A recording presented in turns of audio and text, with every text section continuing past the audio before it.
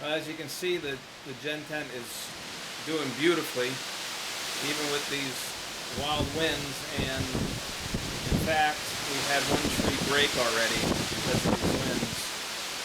But the Gen 10 is doing great through Irene. It's just sitting there, keeping everything dry. Wow, winds. Wow. I think we lost a lot of leaves. It's too bad. It's a nice tree.